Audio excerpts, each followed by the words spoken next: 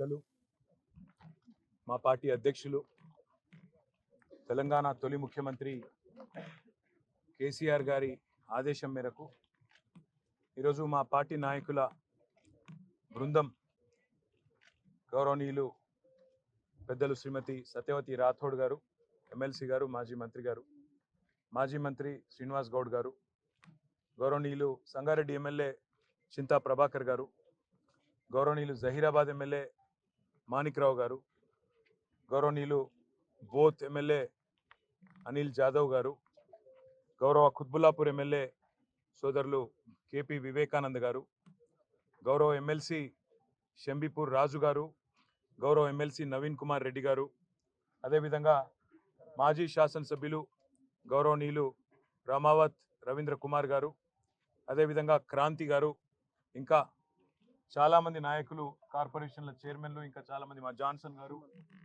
మాజీ ఎమ్మెల్యే బాల్కా సుమన్ గారు, ఇంకా చాలామంది నాయకులందరం కూడా కలిసి ఈరోజు లగచర్లలో జరిగిన నిరసనలో సమిధలుగా మారిన పేదలు ఎవరైతున్నారో తమ భూములు తమకే ఉండాలి, మార్కెట్లో 60-70 లక్షలు ఎకరానికి ఉన్న భూములు ప్రభుత్వం అడ్డికి పావు షేరుకు రియల్ ఎస్టేట్ దందా చేసేందుకు గుంజుకుంటామంటే, మాకున్న జీవితాన్ని లాగేసుకుంటామంటే, ఉన్న మొత్తం జమీన్ అంతా గుంజుకుంటామంటే అట్లెట్లా ఒప్పుకుంటామని చెప్పి 9 నెలలుగా పోరాటం చేస్తున్న లగచర్ల, హకీంపేట, ఆ పక్కనే ఉండే 2 తాండాల అన్నదమ్ములు, ఆడబిడ్డలు నిన్న మొన్న ఈరోజు వరుసగా రాష్ట్రం మొత్తం చూస్తుంటే రోధిస్తున్నారు, ఆక్రోషిస్తూ ఉన్నారు. కష్టపడి సాధించుకున్న తెలంగాణలో ఇవాళ ఒక రాబందు మాదిరిగా రేవంత్ రెడ్డి అనాలోచితంగా ఏ ఫార్మా కంపెనీలు అంటే కాలుష్యం అని ఆయననే ప్రచారం చేసిండో అదే ఫార్మా కంపెనీని కొడంగల్ తెస్తా, ఇక్కడ పెడతా, దానికి 3000 ఎకరాలు కావాలా అని చెప్పి పేదల భూములు గుంజుకుంటుంటే వాళ్ళు మరలబడ్డారు. వాళ్ళు మరలబడితే 9 నెలలు వాళ్ళు పోరాటం చేసినా ఎవడూ పట్టించుకోకపోతే అధికారులు వస్తే వాళ్ళు నిరసన చెప్పినారు. నిరసన చెప్తే అందులో చాలా దుర్మార్గమైన పరిస్థితి. ఇవాళ మేము ఇక్కడ ఉన్న 16 మందిని కలిసినాం. వాళ్ళల్లో ఒక ప్రభుత్వ ఉద్యోగి ఉన్నాడు, ఒక పంచాయత్ సెక్రటరీ సోదరుడు పేరు రాఘవేంద్ర యాదవ్. ఆ తమ్ముడు చెప్తున్నాడు, అన్నా నేను ఇది మరి వీళ్ళు ఎట్లా పనిచేస్తున్నారో నాకు అర్థం కావట్లేదు, నేను ప్రభుత్వమే చెప్పిన కులగణన అనే కార్యక్రమంలో దినమంతా పాల్గొన్నా, వచ్చి ఆ సంఘటన జరిగినప్పుడు అక్కడ లేను, సాయంత్రం మొత్తం వేరే మండలంలో పాల్గొని నేను ఇంటికి వస్తే సాయంత్రం నన్ను గుంజుకపోయినారని చెప్తా ఉన్నాడు. ఇంకొక తమ్ముడు ఇంకా దారుణం అదైతే, అసలు ఆయనకు సంబంధము లేదు, ఆయన ఎక్కడో వనపర్తిలో ITI చదువుకుంటున్నాడు. ఆ పిల్లోడు ఒక గిరిజన పిల్లగాడు, ఆయన బస్సు ఎక్కి వనపర్తిలో ఈ సంఘటన జరిగిన తర్వాత మా ఇంటోళ్ళు ఎట్లున్నారో అని చెప్పి సాయంత్రానికి చేరుకున్నాడు. సంఘటన అంతా అయిపోయిన తర్వాత ఆయనను పట్టుకపోయి ఈరోజు జైల్లో తీసుకొచ్చి పెట్టినారు. మేము అడిగినాం ఏం జరిగింది అని. ఏం జరిగింది అంటే వాళ్ళు చెప్పేది ఒకటే, అన్న మొత్తం 60-70 మందిని మొదలు అరెస్ట్ చేసినారు, 2 DCMలలో ఎక్కించుకొని తీసుకొని పోయినారు. మా దుద్యాల మండల కాంగ్రెస్ పార్టీ అధ్యక్షుడు, ఆయన పేరు శేఖరు, ఆయన అనుచరులు కూడా ఈ దాడిలో పాల్గొన్నారు. ఎందుకంటే కాంగ్రెస్ వాళ్ళ భూములు కూడా పోతున్నాయి. వాళ్ళ పేర్లు కూడా చెప్పినారు మాకు, రమేషు, ఇంకా 4 పేర్లు చెప్పినారు. ఒకసారి పేర్లు నరసింహులు, రమేషు, ఇంకా రాములు నాయక్ అని కాంగ్రెస్ వాళ్ళు వాళ్ళ భూములు పోతుంటే వాళ్ళు దాడి చేసినారన్న. మొత్తం 70 మందిని తీసుకుపోయినారు. ముందు తీసుకుపోయినాక తిరుపతి రెడ్డి ఫోన్లో ఆదేశాలు ఇస్తున్నాడు. ఒక రాజ్యాంగేతర శక్తి, ముఖ్యమంత్రి అన్న కావడమే ఆయనకున్న అర్హత, ఆయనకి ఏ పదవి లేదు, ప్రజాప్రతినిధి కాదు. కలెక్టర్లు ఆయన ముంగట మోకరిల్లాల. ఇవాళ అధికారులు మొత్తం RDOలు, పోలీసు వాళ్ళు ఆయన చెప్పినట్టు ఆడాల. కొడంగల్కు ఆయన చక్రవర్తి, రారాజు. రేవంత్ రెడ్డి కాదు, అక్కడ రేవంత్ రెడ్డిది ఏం చెల్లదట, తిరుపతి రెడ్డిదే నడుస్తుందట. ఆ తిరుపతి రెడ్డి శిష్యుడు శేఖరు మండల కాంగ్రెస్ పార్టీ ప్రెసిడెంట్. ఈ 70 మందిని తీసుకపోతే, 2 DCMలు ఎక్కించి తీసుకపోతే అందులో ఎవరెవరు BRS వాళ్ళు, వాళ్ళను మాత్రమే ఇవాళ 21 మందిని రిమాండ్కు పంపినారు, మిగతా వాళ్ళందరినీ ఇంటికి పంపినారు. అలా కాంగ్రెస్ వాళ్ళు దాడి చేసిన వాళ్ళల్లో ఇప్పుడు నేను చెప్పిన పేర్లు ఉన్నాయి, వీడియోలో కనబడతారు, మీరు చూడండి.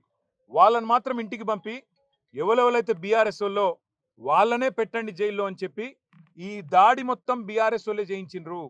ఈ దాడి మొత్తం రాజకీయ దాడి, ప్రజలు చేసింది కాదు అనే ఒక కుట్ర ప్రభుత్వం చేస్తున్నది, అనుముల రేవంత్ రెడ్డి చేస్తున్నాడు. ఆయన అన్న అనుముల తిరుపతి రెడ్డి ఆ మండల కాంగ్రెస్ పార్టీ అధ్యక్షుడు చేస్తా ఉన్నాడు. వాళ్ళ బీఆర్ఎస్ వాళ్ళని తీసుకొచ్చి జైల్లో పెట్టడం అంటే వాళ్ళ ఉద్దేశం ఒకటే, తమ చాతగాని తనాన్ని 9 నెలలుగా తమ ప్రభుత్వం విఫలమైన పద్ధతిని ఇవాళ దాచుకోవడానికి ముఖ్యమంత్రి నియోజకవర్గంలో అధికారులకు జరిగిన పరాభవానికి ఇవాళ ఏం చెప్పాలనో తెలియక సిగ్గు లేకుండా దీనికి రాజకీయ రంగు పులిమి వాళ్ళని బెదిరించే ప్రయత్నం చేస్తూ ఉన్నారు. ఇంకా అరాచకం ఏంటంటే 21 మంది మొత్తం ఎస్సీ ఎస్టీ బీసీ రైతులు, ఒక ఆయన విష్ణువర్ధన్ రెడ్డి అని ఆయన కూడా ఉన్నాడు, ఆయన కూడా పాపం ఇంట్లో ఉన్నాడు. వాళ్ళందరినీ పిచ్చి కొట్టుడు కొట్టినారు, చిత్రహింసలు పెట్టినారు, 3rd డిగ్రీ టార్చర్ పెట్టినారు. కొడంగల్ సిఐ, కొడంగల్ ఎస్ఐలు, వికారాబాద్ ఎస్పీ ఆయన పేరు నారాయణ రెడ్డి, వీళ్ళంతా కలిసి వీళ్ళను చిత్రహింసలు పెట్టినారు. 3 గంటలు కొట్టినారు. ఒక్కొక్కరిని చూస్తూ ఉంటే ఇప్పుడే మా అక్క చెప్పినట్టు కాళ్ళు చేతులు కమిలిపోయి ఉన్నాయి. మేము అడిగినాం, మరి ఎందుకు మెజిస్ట్రేట్ ముంగట చెప్పలేదు, కొట్టినాడు ఎందుకు చెప్పలేదు అన్నాం. మీరు చెప్తే మల్ల కొడతాం, మీ ఇంటికి పోయి మీ ఇంటోళ్ళని కొడతామని చెప్పినారు. మిమ్మల్ని మల్ల కొడతాం, జైల్లో కొడతాం, ఇంటికి పోయి మీ ఇంటోళ్ళని కూడా కొడతామని చెప్పినారు. ఎంత అమానవీయంగా, ఎంత క్రూరంగా అంటే ఇంటి మీదికి వీళ్ళనేమో జైలుకు పంపినారు. ఇంటి మీదికి బందిపోట్లను పట్టుకరానికే, ఒసామా బిన్ లాడెన్ లాంటి తీవ్రవాదులను పట్టుకరానికే ఎట్లయితే కూంబింగ్ ఆపరేషన్ చేస్తారో 100 మంది పోలీసులు వచ్చి ఇంటింటికి పోయి తలుపులు దర్వాజాలు తన్నుకుంటూ, గుద్దుకుంటూ, పగలగొట్టుకుంటూ, తాగి బూతులు మాట్లాడుతూ కొంతమంది ప్రైవేట్ వ్యక్తులు, నేను పోలీసు వాళ్ళు అంటలేను, ప్రైవేట్ వ్యక్తులు కొంతమంది కాంగ్రెస్ పార్టీకి సంబంధించిన వాళ్ళు తాగి బూతులు మాట్లాడుతూ ఆ ఇండ్ల మీద దాడి కూడా చేయడం జరిగింది. అక్కడ ఉన్న మహిళలు, అక్కడ ఉన్న ముసలోళ్ళని భయభ్రాంతులు, పిల్లల్ని భయభ్రాంతులకు గురి చేయడం జరిగింది. వాళ్ళ రేవంత్ రెడ్డి కాంగ్రెస్ పార్టీ ఒకటి గుర్తుపెట్టుకోవాలా, భూమి మీద ఎవడు శాశ్వతంగా ఇక్కడే ఉండడానికి రాలే. నీ పదవి కూడా 5 ఏళ్ళే. అందులో మీ ఢిల్లీ వాళ్ళ కోపం వస్తే రేపో ఎల్లుండే తీసి పారేసినా కూడా దిక్కులేదు నీకు. నేను ఒకటే గుర్తు చేస్తున్నా, రేవంత్ రెడ్డి చక్రవర్తివి కాదు, నువ్వేమి రాజువు కాదు, నువ్వేమి పెద్ద నియంతవు కాదు. నీలాంటి వాళ్ళు చాలా మంది వచ్చిండ్రు, చాలా మంది వస్తారు ఇంకా భవిష్యత్తులో. ఒకటి మాత్రం పక్కా, పేదవాళ్లతోని ఎస్సీ ఎస్టీ బీసీలు, చిన్న సన్నకారు రైతులు ఉన్న మొత్తం భూమిని నేను గుంజుకుంటా, ఏమన్నా చేస్తా, నేను కొడంగల్ మాత్రం మా అల్లునికి ఫార్మా కంపెనీ పెట్టిస్తా అంటే ఇది తెలంగాణ సమాజం మాత్రం తప్పకుండా తిరగబడుతుంది.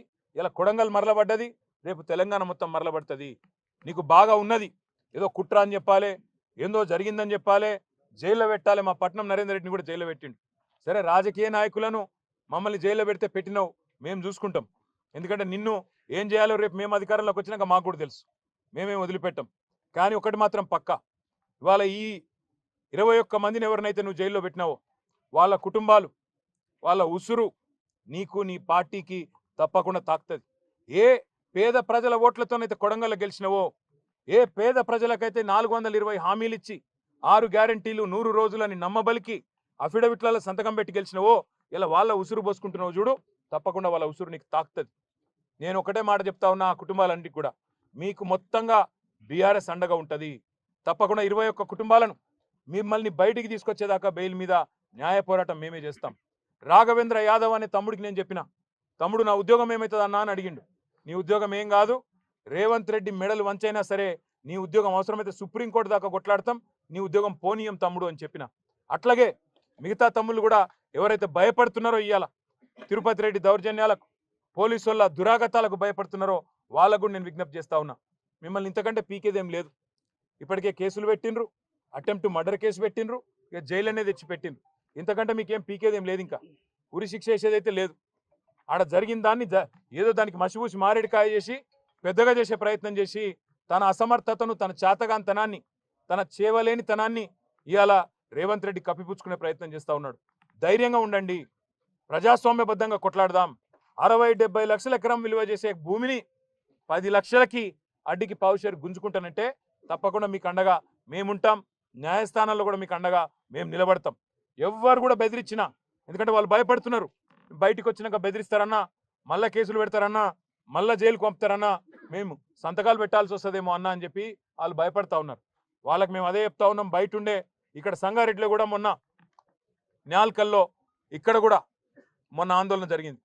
రేవంత్ రెడ్డి అనాలోచిత నిర్ణయాల వల్ల ఫార్మా సిటీ అని కేసీఆర్ పెడితే హైదరాబాద్ దగ్గర 14,000 ఎకరాలు సేకరిస్తే అది వద్దు, రద్దు, అక్కడ రియల్ ఎస్టేట్ దందా చేస్తా, మా అన్నగాన్లకు, అక్కడ మా తమ్ముళ్లకు నేను భూముల సమర్పణ చేస్తా, ఫార్మా విలేజ్ల పేరిట ఇక్కడ సంగారెడ్డి జిల్లా న్యాల్కల్లో, అక్కడ కొడంగల్లో, ఇంకా అట్లనే మిగతా తెలంగాణలో కూడా ఒక 20 ఫార్మా విలేజ్లు పెడతా అని చెప్పి ఏదైతే ఇవాళ రేవంత్ రెడ్డి కొన్ని వికృతమైన అనాలోచితమైన ఆలోచనలు చేస్తా ఉన్నాడో ఈ విషయంలో సంగారెడ్డి రైతులైనా సరే, నాల్కల్ రైతులైనా సరే, కొడంగల్ రైతులైనా సరే ధైర్యంగా ఉండండి. మీకు బీఆర్ఎస్ ఉన్నది, మీకు కేసీఆర్ ఉన్నాడు, మర్చిపోవద్దని చెప్పి నేను విజ్ఞప్తి చేస్తా ఉన్నా. మీకు ప్రజాస్వామికంగా రావాల్సింది, న్యాయంగా రావాల్సింది ఇప్పించేదాకా మేము మీకు అండగా నిలబడతాం. వీళ్ళు ఎన్ని అక్రమ కేసులు పెట్టినా, ఎన్ని అక్రమ నిర్బంధాలు చేసే ప్రయత్నం చేసినా తప్పకుండా అవి మేము ఎదుర్కొంటాం. ఇవాళ సంగారెడ్డి కేంద్ర జైల్లో ఇవాళ వాళ్ళందరినీ కలిసిన తర్వాత మాకు అనిపించింది ఒకటే, తప్పకుండా ఈ ప్రభుత్వం పేదవాడి ఉసురు తాకి, పేదవాడి కన్నీళ్లలోనే ఇవాళ గిరిజన బిడ్డలు కన్నీళ్లు పెడతా ఉంటే అన్నామామల కొట్టినారు చూడు అంటే వాళ్ళు నిజంగా కూడా ఒక్కొక్కరు ఇప్పుడే అనిల్ జాదవ్ చెప్పినట్టు 30-40 కిలోలు కూడా లేని పిల్లలు, వాళ్ళు పాపం మాల్ న్యూట్రిషన్తో బాధపడే పిల్లలు, బట్టలు కూడా చక్కగా లేవు. వాళ్ళు కలెక్టర్ను కొట్టినరు, అటెంప్ట్ మర్డర్ అని పెట్టడానికి నీకు మనసెట్లా ఒప్పింది రేవంత్ రెడ్డి అని నేను అడుగుతా ఉన్నా. చేతనైతే మాతోని కొట్లాడు, చేతైతే రాజకీయ నాయకులుగా మాతోని తలపడు, అంతేగాని పేదలకు ఈ రకమైన కష్టం కలిగించవద్దు. బేషరతుగా ఇక్కడైనా సిగ్గు తెచ్చుకొని ఈ కేసులన్నీ వెంటనే రద్దు చేయాలి, వాళ్ళని వెంటనే విడుదల చేయాలని చెప్పి మేము డిమాండ్ చేస్తా ఉన్నాం. దాంతోపాటు ఇంకా రాష్ట్ర వ్యాప్తంగా ఫార్మా విలేజ్ల పేరిట సంగారెడ్డిలో కావచ్చు, ఇంకొకడ కావచ్చు, ఏదైతే ఇవాళ పేదల నోళ్లు కొట్టే ప్రయత్నం జరుగుతుందో తప్పకుండా అక్కడ కూడా బీఆర్ఎస్ పార్టీ పేదలకు అండగా ఉంటుంది, రైతులకు అండగా ఉంటుంది అనే మాట కూడా మీకు చెప్తూ, ఆ కుటుంబాలన్నిటికి కూడా మేము బయట కూడా మా అక్క కూడా ఇప్పుడే చెప్పింది, ఒక ప్రెగ్నెంట్ అమ్మాయి ఉంది అందులో జ్యోతి అని. రేపు సత్యవతి రాథోడ్ గారు స్వయంగా ఆ అమ్మాయిని హాస్పిటల్ కూడా తీసుకొని పోతా ఉన్నారు. ఇది బీఆర్ఎస్ పార్టీ యొక్క మానవత్వం. ఇవాళ బీఆర్ఎస్ అనే పార్టీ ఈ రాష్ట్రంలోని పేద వర్గాలందరికీ అన్ని రకాలుగా అండగా ఉంటుంది. ఏ కష్టం వచ్చినా మేము ఉంటామనే మాట మళ్ళొక్కసారి చెప్తూ, మరి మీకు కూడా మీడియా మిత్రులకు గత 2 రోజులుగా ఈ సంఘటన అన్నింటిని కూడా కవర్ చేస్తున్నందుకు మీకు కూడా ప్రత్యేకంగా ధన్యవాదాలు, నమస్కారాలు. జై తెలంగాణ.